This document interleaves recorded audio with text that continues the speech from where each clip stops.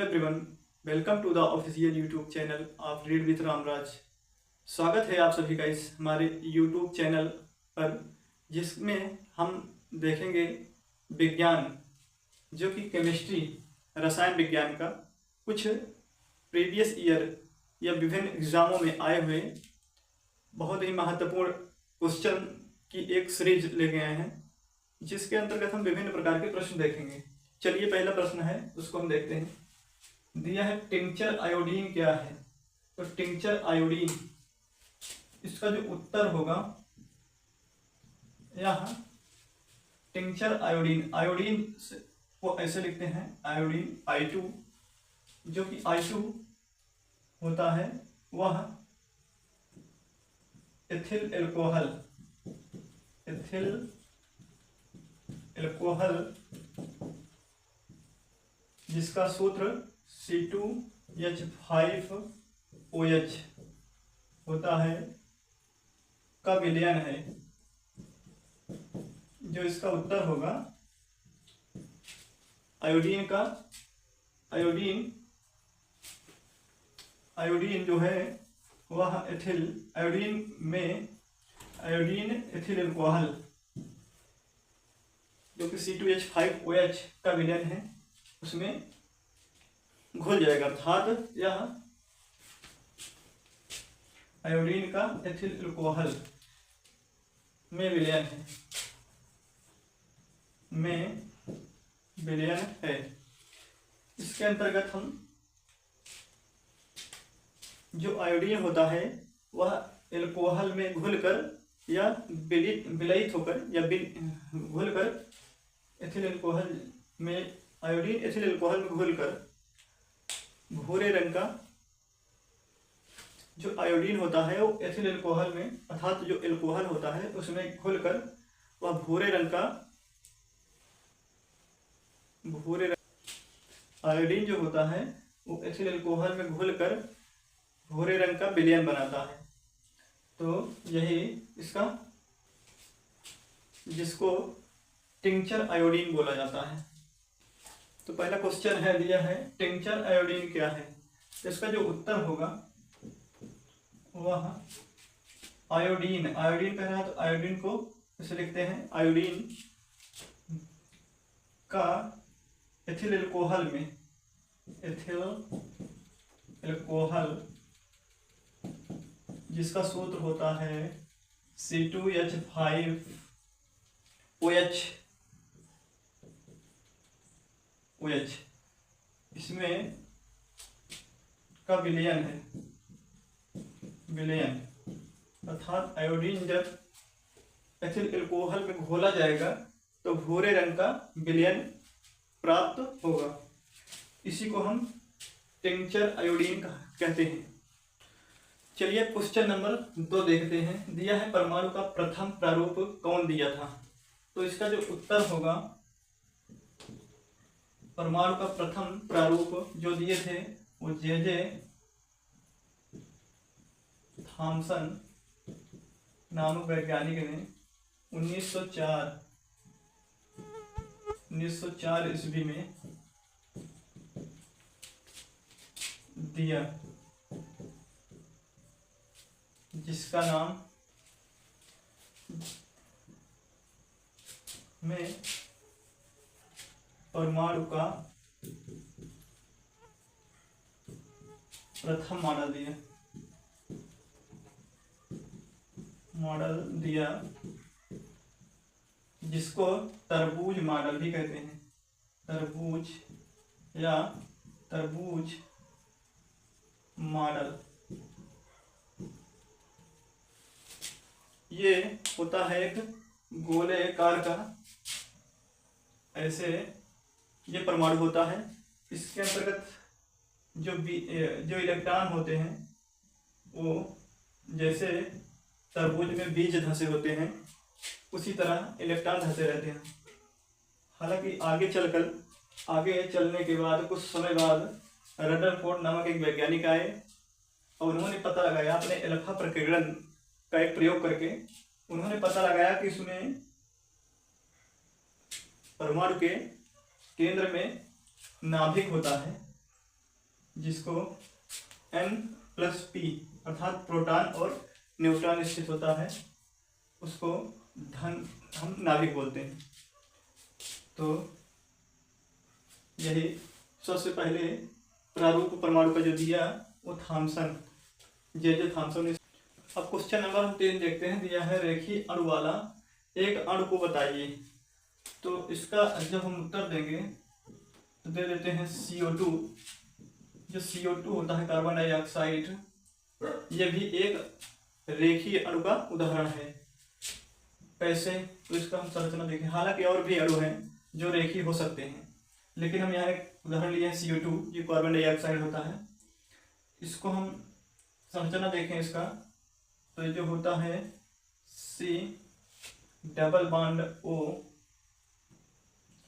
और double bond O, ये रेखीय संरचना वाला अणु है। रेखीय अणु वह है, ठीक, रेखीय संरचना वाला अणु है।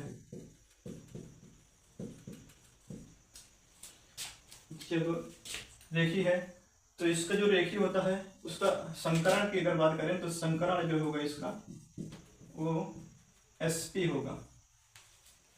तो वैसे तो इसका आंसर। अगला क्वेश्चन देखते हैं, चौथा नंबर। एक ऐसा धातु जिसमें लोहा भी तैर सकता है, उसका उत्तर देना है। तो जो इसका उत्तर होगा, तो एक ऐसा धातु लेना है जिसमें अगर ये तैर रहा है तो ये द्रव भी होगा, तो ये तरल होगा अर्थात द्रव होगा। तो इसी में लोहा तैर रहा है, तो वो है पारा, जिसका नाम हम, इसका तत्व जो होता है उसका नाम है Hg या मरकरी अंग्रेजी में कह सकते हैं। पारा जो होता है इसका घनत्व, क्योंकि पारा का घनत्व जो इसका डेंसिटी होता है वो ज्यादा होता है लोहा से, इसलिए लोहा पारा में तैरता है। अब हम देखते हैं क्वेश्चन नंबर 5। तो इसमें जो पूछ रहा है, पृथ्वी की सतह पर सर्वाधिक उपलब्ध जो तत्व है वो कौन कौन है। तो इसका जब हम उत्तर की बात करेंगे तो इसके अंतर्गत कई तत्व हैं पृथ्वी पर जो उपलब्ध हैं। तो इसमें सर्वाधिक पूछा है, तो सबसे पहले ऑक्सीजन जो होता है गैस, वो सर्वाधिक उपलब्ध है, जो कि 49.1% होती है। तो इसके बाद जो दूसरे नंबर की आती है तत्व वो है सिलिकॉन, और तीसरे पर आएगा एल्यूमिनियम। उसके बाद जो चौथा नंबर पर है Fe, जो कि लोहा, फेरस, और जो आयरन जिसको कहते हैं, इससे जो इसके बाद जो आएगा वो आएगा कापर, Cu, फिर Ag जिसको चांदी बोलते हैं, उसके बाद Au अर्थात गोल्ड, सोना। तो क्योंकि ऑक्सीजन गैस पृथ्वी पर सर्वाधिक अर्थात 49.1% उपलब्ध है, बाकी सभी जो तत्व हैं वो। अब हम क्वेश्चन नंबर 6 देखते हैं। दिया है, यदि ब्रैकेट में NH3 जो कि अमोनिया का होल 6 ब्रैकेट के बाहर क्लोरीन 3 की प्रभावी परमाणु संख्या, जिसको इफेक्टिव एटॉमिक नंबर बोलते हैं, वो 33 है, तो एक ही परमाणु संख्या क्या होगी, इसको पूछा गया है। तो चलिए हल करते हैं। क्योंकि इसमें EAN ज्ञात करना है, तो इफेक्टिव एटॉमिक जो नंबर है, जो इसमें इफेक्टिव एटॉमिक नंबर प्रभावी परमाणु संख्या बराबर होता है परमाणु संख्या माइनस ऑक्सीकरण संख्या X प्लस N × I। जो कि इलेक्ट्रॉनों की संख्या है y। तो जहां z बराबर परमाणु संख्या है और x बराबर ऑक्सीकरण संख्या, और आगे n की बात करें तो n है इसमें लिगेंड है, लिगेंडों की संख्या, लिगेंडों की संख्या। आगे y जो दिया है वो इलेक्ट्रॉनों की संख्या है, इलेक्ट्रॉनों की संख्या है। तो परमाणु संख्या जो है वो दिया ही नहीं है, तो वो पूछा है, तो ये पूछा है, इसको ज्ञात करना है। और यक्ष जो है ऑक्सीकरण संख्या वो 3 है, तो इसको हम 3 लिख लेते हैं। इसको निकालेंगे ऑक्सीकरण संख्या तो 3 आएगा। और यन जो होता है लिगेंड, लिगेंड जो होता है, लिगेंडों की संख्या यहाँ दिया है 6। और वाई जो इलेक्ट्रॉनों की संख्या है वो इसमें 2 इलेक्ट्रॉन है। तब इसी पे हम EAN इफेक्टिव एटॉमिक नंबर निकालें तो जेड का मान हमको ज्ञात करना है माइनस यक्स मतलब ऑक्सीकरण संख्या, इसको ऑक्सीकरण संख्या बोलेंगे। इसका मान 3 है, 3 फिर प्लस है, यन जो है यहाँ से देखेंगे तो 6 रख देंगे और गुणे वाई अर्थात इलेक्ट्रॉनों की संख्या 2। तो जो इसको हम हल करेंगे तो EAN निकलेगा, जेड सॉरी अब EAN वहां दिया है, EAN का मान प्रभावी परमाणु संख्या का मान दिया है 33, तो 33 रख देंगे बराबर जेड माइनस 3 प्लस 6 दूनी 12 अर्थात 6 दूनी 12 हो जाएगा। ये 3 लिख देते हैं, प्लस माइनस में प्लस 12 हो जाएगा।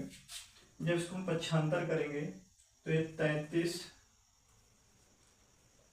आगे हल करें तो ये हो जाएगा जेड। जब इसको हम ऐड करेंगे -3 और 12 प्लस में तो ये हो जाएगा +9, क्योंकि 3 कट जाएंगे। तो जब ये इसको हम इधर ले आएंगे या उसको उधर ले जाएं तो 33 उधर से ले आएंगे तो माइनस हो जाएगा बराबर जेड। 33 में से 9 जाएगा तो ये होगा 24 बराबर जेड। यही परमाणु संख्या ज्ञात करना था और यही इसका उत्तर है। अब अगला क्वेश्चन की बात करें तो पूछा जा रहा है पाक सोडा क्या है। तो यह उत्तर जो होगा, एक पाक सोडा बेकिंग सोडा होता है, अर्थात बनाने वाला सोडा या खाने वाला सोडा होता है, बेकिंग सोडा। पाक सोडा को बेकिंग सोडा बोलते हैं। और इसका जो सोडा है तो इसका जो सूत्र होता है वो होता है NaHCO3 अर्थात सोडियम बाइकार्बोनेट, सोडियम बाइकार्बोनेट। इसको हम अगर बनाने की बात करें, इसमें हम सोडियम बाइकार्बोनेट को प्राप्त करने के लिए हमको सोडियम कार्बोनेट जो कि Na2CO3 धामा सोडा जिसको बोलते हैं, ये CO2 कार्बन डाइऑक्साइड की मात्रा को लेकर साथ में जल जो कि H2O पानी होता है उसको हम लेकर जब अभिक्रिया कराते हैं तो हमको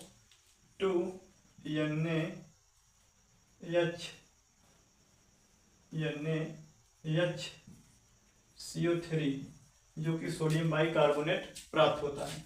तो इसका नाम सोडियम कार्बोनेट है, सोडियम कार्बोनेट। और ये है ये है कार्बन डाइऑक्साइड,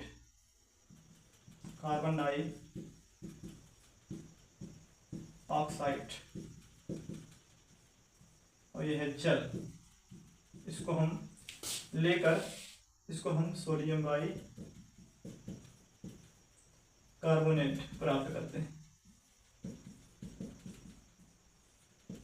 और इसके उपयोग की बात करें तो इसका उपयोग कई जगह जैसे कि पेय पदार्थों में या प्रयोगशाला में अभिकर्मक के रूप में, और इसको हम खाने के लिए, खाना बनाने के लिए। अब अगला क्वेश्चन है क्वेश्चन नंबर 8, जो कि पोटेशियम डाइक्रोमेट को KCl के साथ सांद्र H2SO4 में गर्म करने पर बनने वाले गहरे लाल रंग के द्रव का सूत्र क्या है? तो चूंकि पोटेशियम डाइक्रोमेट जिसको हम K2Cr2O7 को KCl की मात्रा ले लेते हैं, प्लस सांद्र H2SO4 अर्थात गाढ़े हाइड्रोजन सल्फेट के विलयन में तो इसका जब हम क्रिया कराएंगे तो जो मिलेगा हमको 2Cr इंटू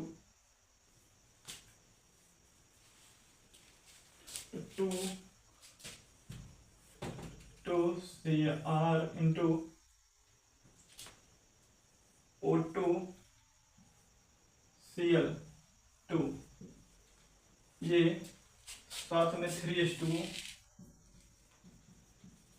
के साथ साथ 3 प्लस 3H2SO4 प्राप्त होगा। कि इसका जब हम पोटेशियम डाइक्रोमेट को KCl के साथ और H2SO4 के साथ अभिक्रिया कराए तो 2CrO2Cl2, जिसका नाम क्रोमिल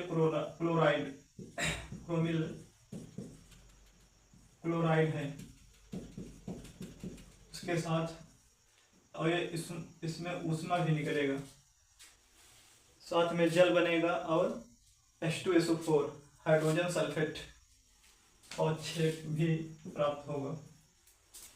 तो इसका उत्तर जो है वो क्रोमिल क्लोराइड है। अगला क्वेश्चन पूछा जा रहा है क्वेश्चन नंबर 9, रेड लेड क्या है? तो जो इसका उत्तर है वो Pb3O4, जिसका नाम ट्राई प्लाम्बिक टेट्रा ऑक्साइड है। यही इसका उत्तर है, जिसका हम उपयोग क्वेश्चन नंबर 10 पूछ रहा है, वह यौगिक जो ऑक्सीकरण के बाद बेंजोइक अम्ल देता है।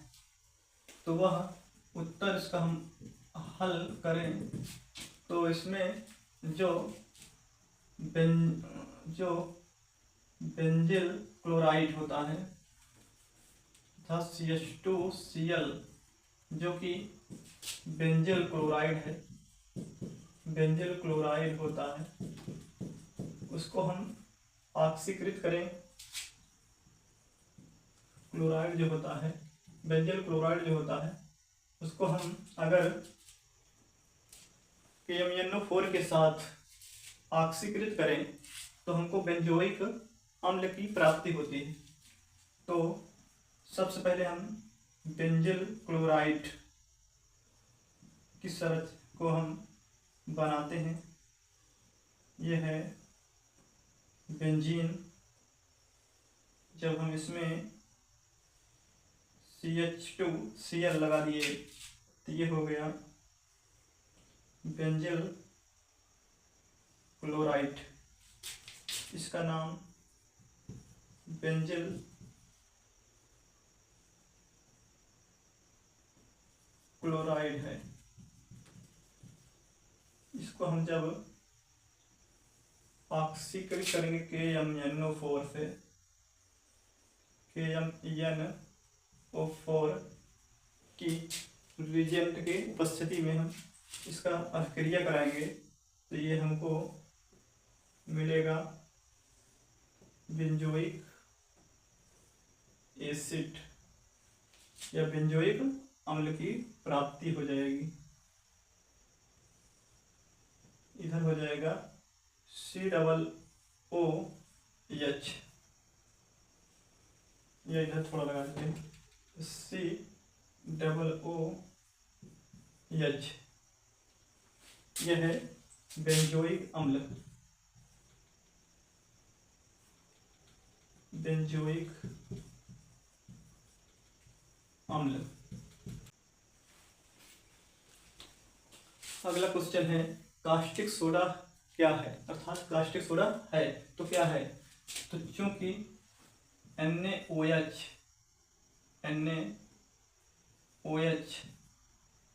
जिसको सोडियम हाइड्रॉक्साइड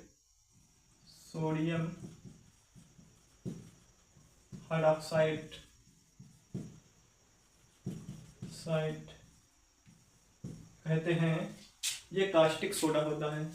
इसको हम सोडा लाइम विधि द्वारा बनाते हैं, जिसमें हम सोडियम कार्बोनेट Na2CO3 को बुझे चूने अर्थात कैल्शियम कार्बोनेट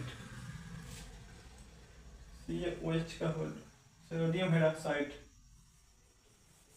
बुझा चूना अर्थात CaOH का होल टॉइज को सोडियम कार्बोनेट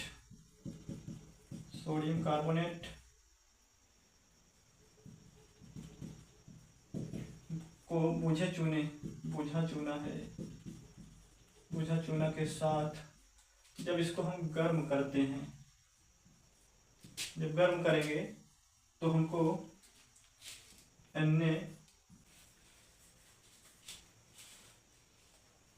और इसमें CaCO3 सोडियम कार्बोनेट जो कि ऊष्मा अवशोषित हो जाएगी। तो ये है सोडियम हाइड्रॉक्साइड,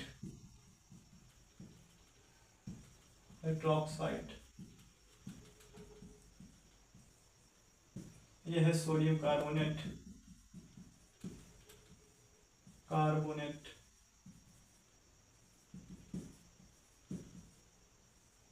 नीचे तेल का मतलब है कि ऊष्मा अवशोषित करेगा।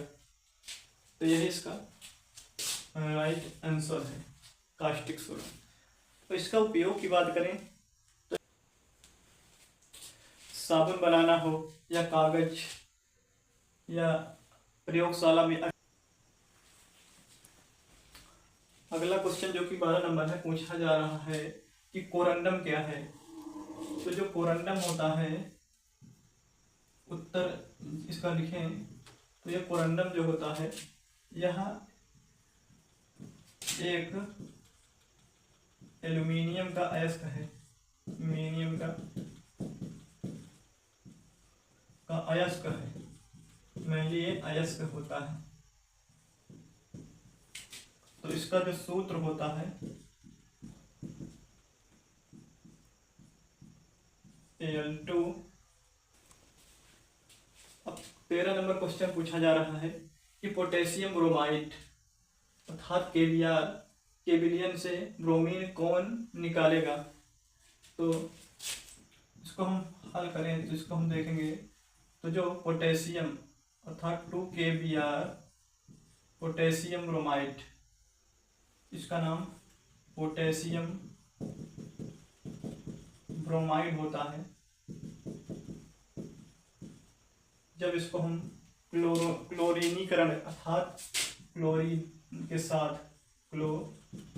गैस के साथ अभिक्रिया कराएंगे तो ये KCl के जो होता है वो पॉजिटिव होता है और जो Cl होता है वो निगेटिव होता है। तो प्लस और माइनस मिल जाएंगे, KCl बन जाएगा, 2 KCl बनेगा। और जो बचेगा वो Br2 अर्थात ब्रोमीन यौगिक का निर्माण होगा। तो इसका नाम पोटेशियम क्लोराइड है, पोटेशियम क्लोराइड, और ये ब्रोमीन है।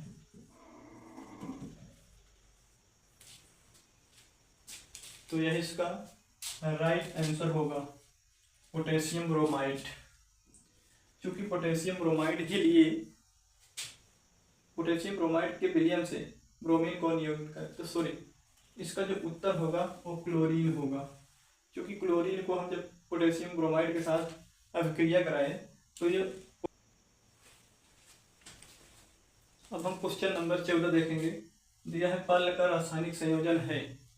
तो जो इसमें हम जब हल करेंगे तो पल का रासायनिक संयोजन कैल्शियम कार्बोनेट है, कैल्शियम कार्बोनेट। क्योंकि जब हम कैल्शियम कार्बोनेट की प्राप्ति कैसे करेंगे, तो CaOH का होल टॉइड अर्थात बुझा चूना को जब हम CO2 अर्थात कार्बन डाइऑक्साइड के साथ अभिक्रिया कराएंगे तो कैल्शियम कार्बोनेट CaCO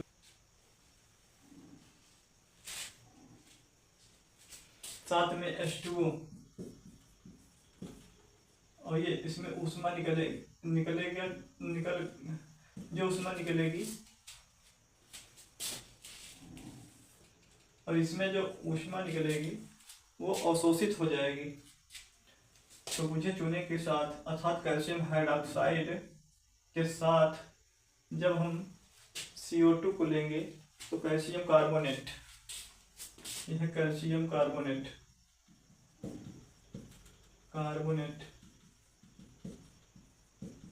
इसी की प्राप्ति होगा या इसी का संयोजन है। अगला और आखिरी क्वेश्चन पूछा जा रहा है कि 2-ब्यूटीन यौगिक का ज्यामितीय समयोता प्रदर्शित कीजिए। तो इसका जो हल होगा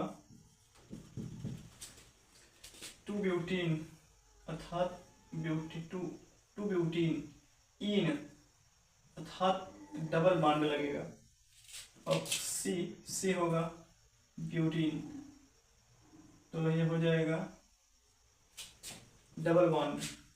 तो 2 या 2 से अधिक ऐसे 2 या 2 से अधिक यौगिक जिसमें द्विबंधित कार्बन परमाणुओं की चारों संयोजकताओं का जो आकाशीय बंध होंगे, जिसमें संरचना सूत्र और अणुसूत्र समान हो परंतु जो चारों संयोजकता है वो भिन्न हो सकता है। जो इसमें चारों बंधित या एक बंधित अणु होंगे वो भिन्न हो, तो वही समावयवी या समावयवता है। तो इसका हम जब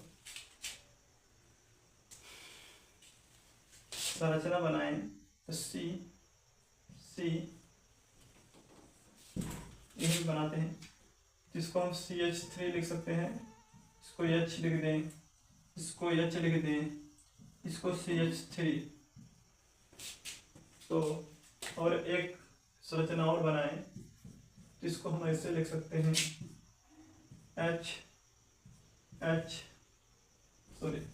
इधर CH3 H।